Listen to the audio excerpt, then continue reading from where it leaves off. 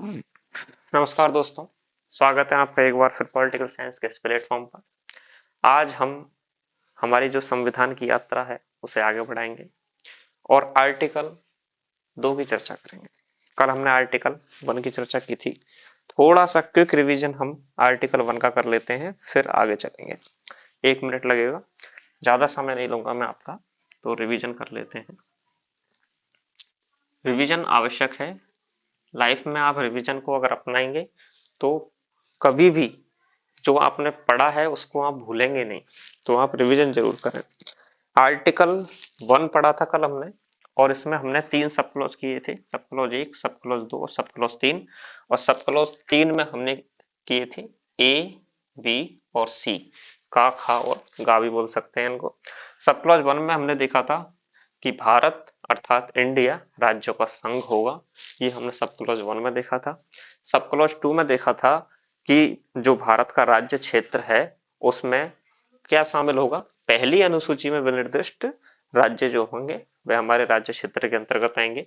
और sub clause 3 में हमने देखा था 3 चीजें हमारे इसमें आ जाती हैं। एक तो राज्यों का राज्य क्षेत्र, राज्यों का राज्य क्षेत्र। एक जो पहली अनुसूची है, पहली अनुसूची में जो यूटीज दी हुई है, यूनियन टेरिटरीज दी हुई है, मैंने शॉर्ट में लिख दिए। और तीसरे में आ जाता है अर्जित क्षेत्र, अर्जित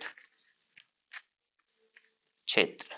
तो ये 3 चीजें राज्यों के राज्य क्षेत्र, पहले अनुसूची में जो यूटीज है और जो अर्जित क्षेत्र हैं, ये अंतर्गत आ जाते हैं हमारे किसके, राज्य, भारत के राज्य क्षेत्र में। तो ये हमने पहला आर्टिकल पढ़ा था। आज क्विक रिवीजन करा दिया है, आई होप आपने देख ली होगी वो वीडियो और आपका रिवीजन हो गया होगा, तो एक मेमोरी बन जाती है, इसलिए मैंने इसको रिवाइज किया है।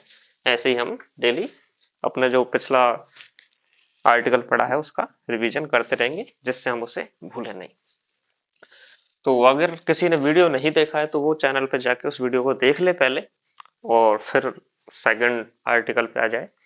तो पहले आर्टिकल से जो हमने चर्चा आगे बढ़ाई थी उसी को कंटिन्यू करते हैं और दूसरे आर्टिकल की बात करते हैं।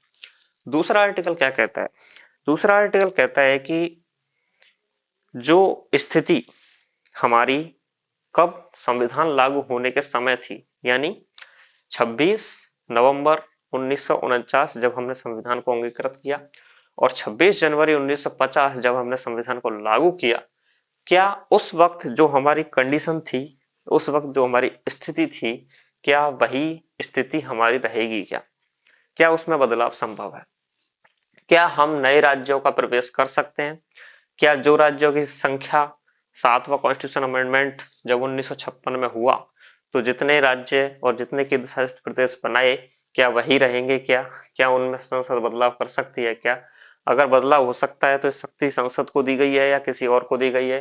क्या राष्ट्रपति को दी गई है या संसद को दी गई है या किसी राज्यों के विधानमंडलों को दे दी गई है? इन सभी कंफ्यूजनों को दूर कर देता है आर्टिकल 2। यहाँ आर्टिकल 2 में साफ साफ लिखा हुआ है कि संसद, ठीक है, संसद विधि द्वारा ऐसे निर्बंधों और शर्तों पर जो वह ठीक समझे, कौन ठीक समझे? संसद ठीक समझे, संघ में नए राज्यों का प्रवेश या उनकी स्थापना कर सकेगी। ठीक है, साफ साफ लिखा हुआ है कि ये शक्ति किसको दी गई है? संसद को दी गई है। अगर आरपीएससी के किसी भी क्वेश्चन में संसद की जगह राष्ट्रपति लिखा है तो आपको वो स्टेटमेंट रॉन्ग करना है, क्योंकि संसद को दी गई है ये शक्ति कि वह किसी भी राज्य को प्रवेश को मंजूरी देगा, उसकी स्थापना करेगा जो वह ठीक समझे। तो पूरी तरह से संसद इसके लिए स्वतंत्र है। और अब सवाल ये उठता है कि क्या भारत ने कभी ऐसा किया है? तो भारत ने ऐसा किया है।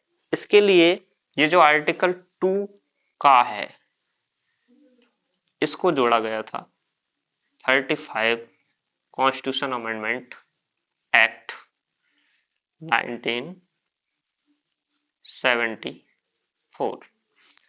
1974 में एक कॉन्स्टिट्यूशन अमेंडमेंट किया गया 35, और इस कॉन्स्टिट्यूशन अमेंडमेंट से जो सिक्किम है, इस सिक्किम को संयुक्त राज्य का दर्जा दिया गया।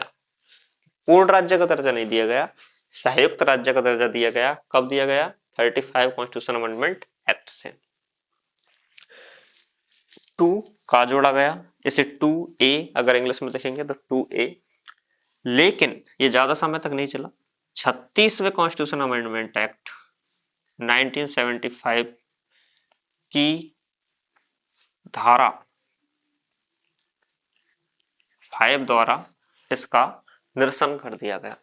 धारा इसलिए एक मोटा मोटा याद रख लेना, धारा 5 के द्वारा, क्योंकि आरपीएससी आजकल पैटर्न चेंज कर रही है और जिस तरह से डीप क्वेश्चंस बना रही है, तो आप धारा याद रख लेंगे तो ज्यादा अच्छा रहेगा। तो धारा 5 द्वारा कॉन्स्टिट्यूशन अमेंडमेंट एक्ट से 1975 में 2 का क्या कर दिया गया? निरसन कर दिया गया, निरसन कर दिया गया। तो ये आपको याद रखना है। बस 2 काम, आर्टिकल तो अनुच्छेद 2 है, उसमें इतना ही लिखा हुआ है और यही उसकी एक कहानी है।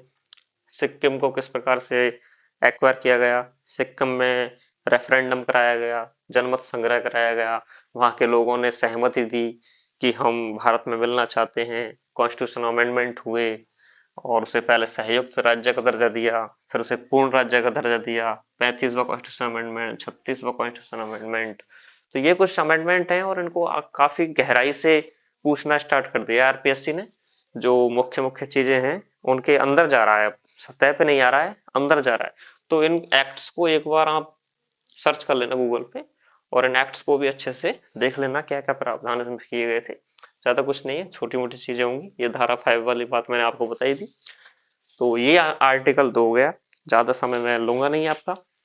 हम डेली इसी प्रकार से एक एक अनुच्छेद को कवर कर रहे हैं और कल हम आर्टिकल 3 की चर्चा करेंगे, जिसमें बताया जाएगा कि नए राज्यों का किस प्रकार से फॉर्मेशन होगा और कैसे हम नए नए राज्य बना सकते हैं। तो ये कल हम पढ़ेंगे आर्टिकल 3 में।